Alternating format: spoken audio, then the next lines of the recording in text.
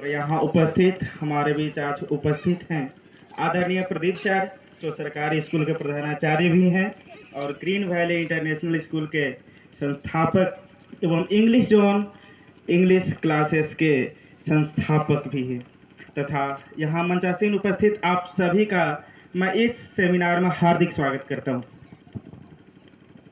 आज का हमारा उद्देश्य है शिक्षा। बहुत ही प्यारा सा वर्ड है शिक्षा। इसे हम लोग इंग्लिश में एजुकेशन के नाम से जानते हैं। सबसे पहले आज हम पहली बार जानने का प्रयास करते हैं सबसे पहले कि शिक्षा होता क्या है। और मेरा ये बताने का एक ही उद्देश्य है, यहाँ जो भी लोग अभी आए हैं उन्होंने यहाँ की शिक्षा पद्धति को एकदम खराब गुणवत्तापूर्ण से और ये कहा है कि हमारा क्षेत्र एकदम पीछा है शिक्षा के क्षेत्र में। चलिए सबसे पहले हम ये जान लेते हैं कि आखिर शिक्षा होता क्या है, किसे कहते हैं हम वास्तव में शिक्षा। शिक्षा शब्द जो है यह संस्कृत के शिक्ष धातु में अप्रत्यय लगने से बना है और यह शिक्ष का जो शाब्दिक अर्थ होता है इसका मतलब होता है सीखना और सिखाना, सीखना और सिखाना। और उसी में जब अप्रत्यय लग जाता है तो बन जाता है शिक्षा, जिसका शाब्दिक अर्थ होता है सीखने व सिखाने की प्रक्रिया। अर्थात शिक्षा का शाब्दिक अर्थ ही है सीखने व सिखाने की प्रक्रिया। अब यह प्रक्रिया चलती कब तक और शुरुआत कहाँ से होती है?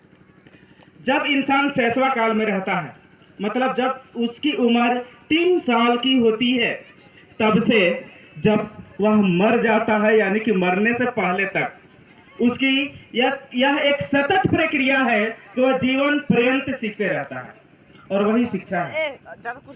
यानी कि जिंदगी भर सीखने की प्रक्रिया है शिक्षा। सिर्फ स्कूल में जा करके और ज्ञान भंडारित करना, कहीं जा करके इंस्टीट्यूशन में जा करके और सीखना ही शिक्षा नहीं है। शिक्षा को सामान्य तौर पर जो हम लोग पढ़ाई करते हैं उसको 3 वर्गों में बांटा गया है। एक हमारा प्राइमरी एजुकेशन है जिसे हम लोग प्राथमिक शिक्षा कहते हैं, और मेरा ये मानना है कि यह प्राथमिक शिक्षा सबसे ज़्यादा जरूरी है, सबसे ज़्यादा महत्वपूर्ण है। जैसे एक अगर आप घर बनाते हो, आप एक बड़ा बिल्डिंग बनाने की सपना रखते हो, अगर आप 10 ताला मकान बनाने की सपना रखते हो तो आपका सबसे पहला उद्देश्य होता है कि आप उस पिलर को सबसे स्ट्रॉन्ग बनाने का प्रयास करते हो, आप पिलर को सबसे मजबूत बनाने का प्रयास करते हो।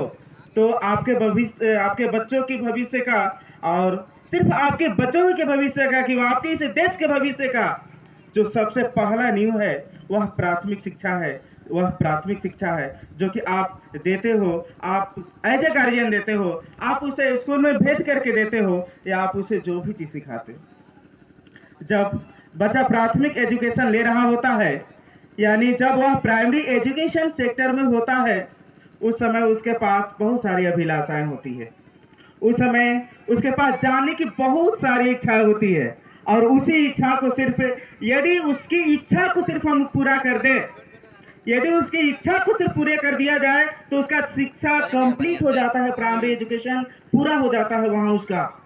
यानी कि हमारा सबसे पहला सबसे ज्यादा महत्वपूर्ण उद्देश्य होना चाहिए कि उस बच्चे की उस प्राइमरी एजुकेशन मतलब उसकी अभिलाषा को पूरा करना। आप ऐसा देखे होंगे, बच्चा जब आपके साथ रहता है और वह नया नया चीज देखता है तो पूछता है कि भैया ये वाली क्या है, ये क्या होता है, ऐसा क्यों हो रहा है। क्या आपने उसे कभी समझाने का प्रयास किया? नहीं किया।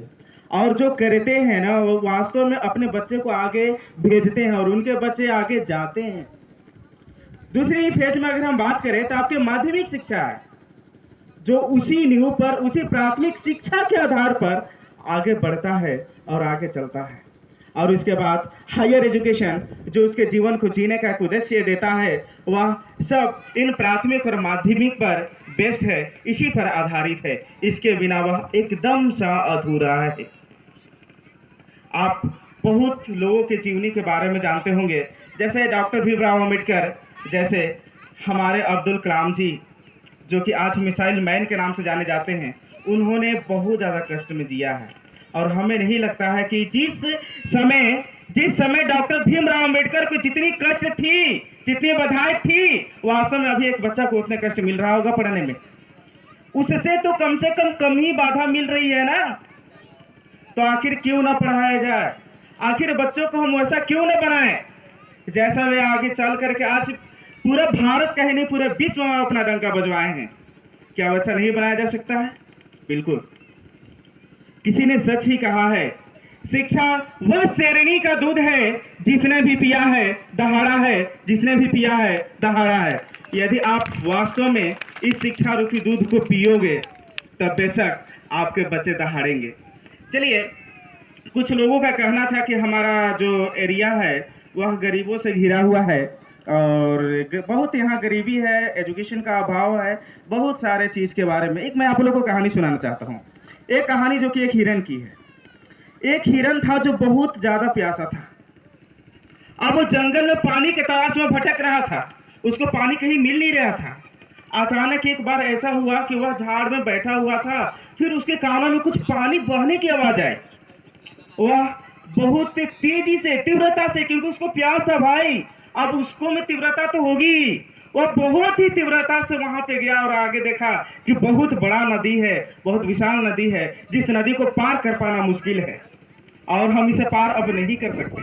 अब जा करके वहां वो आराम से पानी पीने लगा। जब पानी पी रहा था उसी टाइम उसको एहसास हुआ कि नहीं, हमारे अगल बगल कोई लोग हैं। तो अपने दाहिनी तरफ जब उसने देखा तो उसे पता चला कि एक शिकारी निशाना लगाए हुए उसकी तरफ एकदम दिख रहा था, पूरा उसी की तरफ निशाना लगाए हुए था। तो उसने कहा कि चलो बाएं तरफ से भाग लेते हैं। तो जब बाएं तरफ देखा तो देखा कि एक शेर वहां पे तैयार था उसको खाने के लिए। अब वो पूरा अकबका गया। उसने कहा कि यार अब क्या किया जाए, चलो पीछे से भागते हैं जिधर से आए हैं। तो जब उसने पीछे देखा तो पता चला कि उस जंगल में जिधर से वो आया था वहां आग लग चुकी थी। अब उसके पास कोई ऑप्शन था ही नहीं। बेचारे परेशान था, वह सोच रहा था कि आज मरना तो तय है। फिर उस हिरन ने सोचा कि यार मरना तो है ही, चाहे पानी पी करके मरूं चाहे बिना पिए मरूं, मरने के सिवा कोई दूसरा रास्ता तो है नहीं, चलो क्यों ना पानी पी करके मर लिया जाए। उसने पानी पीने लगा। पानी पीने के क्रम में ऊपर से बारिश हुआ और जंगल का आग बुझ गया और उस बारिश के कारण शिकारी का निशाना चुका और बाघ में जाकर के लग गया। अब बाघ गुस्से से शिकारी के पीछे भागा और इसके पास दोनों रास्ते खाली थे। हिरन अपने रास्ते आगे चला गया। कहने का स्पष्ट मतलब है कि अगर जिंदगी में आपके पास रियल में बाधाएं हैं, अगर आप रियल में परेशानी में हो, कोई बात नहीं, आप उसको सामना करो ना, क्या दिक्कत है। अरे ऐसे भी नूने रोटी खाना है, वैसे भी 4 दिन और खा लो, क्या फर्क पड़ता है। अगर हम परेशानी में हैं, अगर हम समस्या से जूझ रहे हैं, झूल रहे हैं, तो कोई दिक्कत नहीं है। अपने बच्चों से काम करवा करके कौन से हम एक अच्छा जिंदगी जी लेंगे।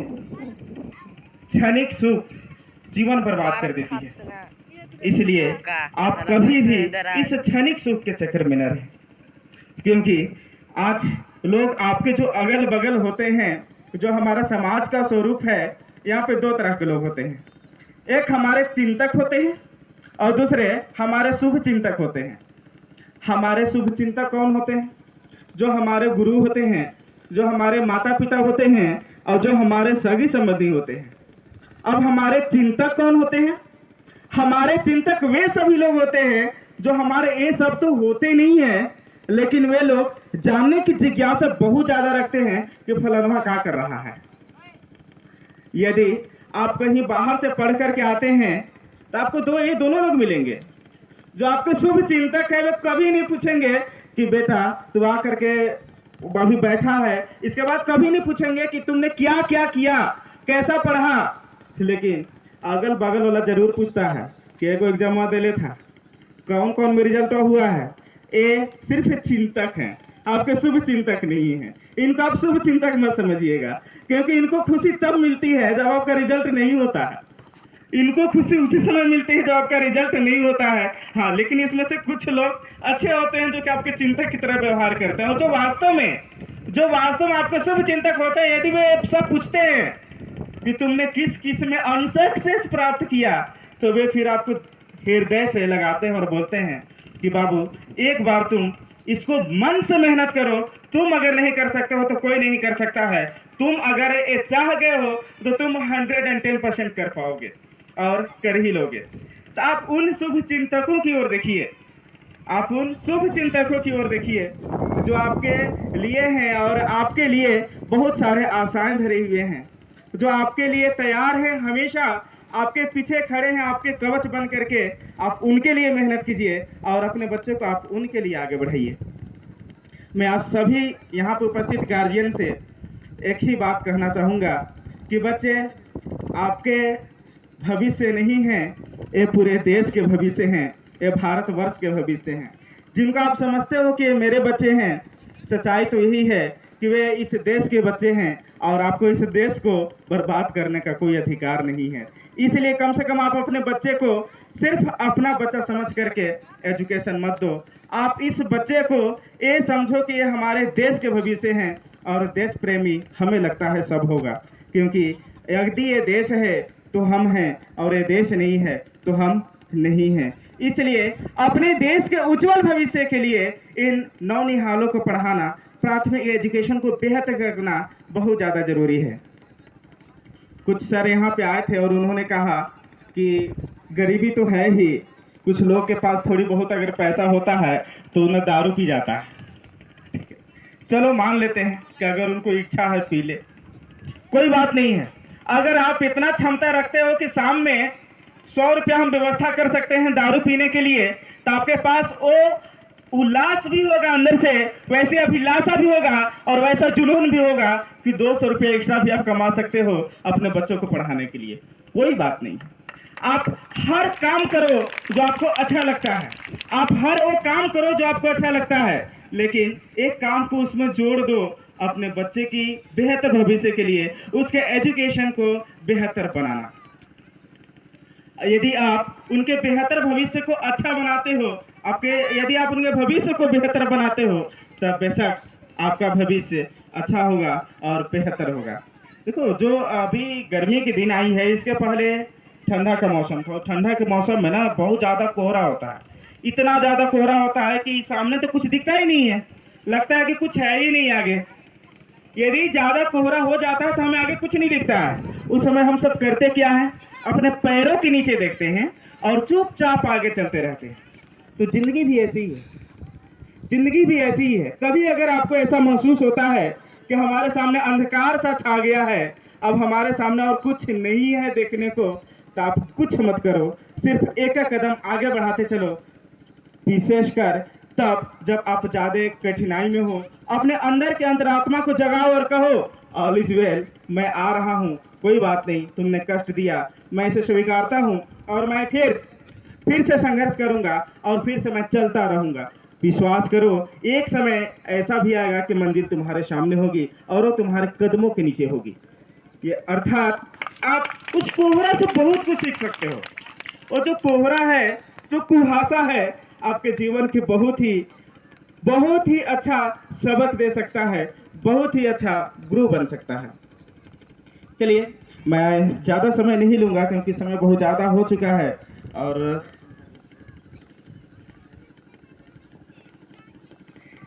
चलिए, एक क्यूट से है, सत्य से कमाया हुआ पैसा जीवन में सुख ही देता है, सत्य से कमाया हुआ पैसा जीवन में सुख ही देता है, छल और कपट से कमाया हुआ धन जीवन में दुख ही दुख देता है, दुख ही दुख देता है। बहुत अच्छा।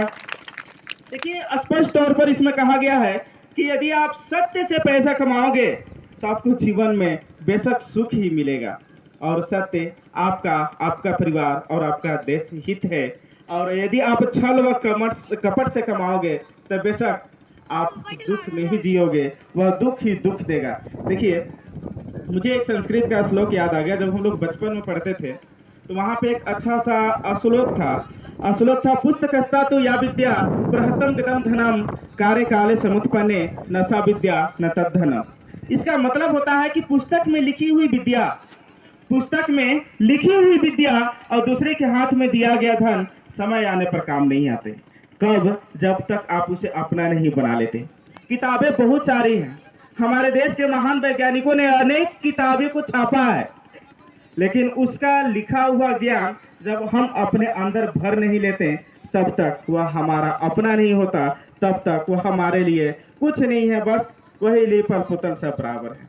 तो चलिए इसी के साथ मैं अपनी वाणी को विराम देता हूँ। जय हिंद। धन्यवाद।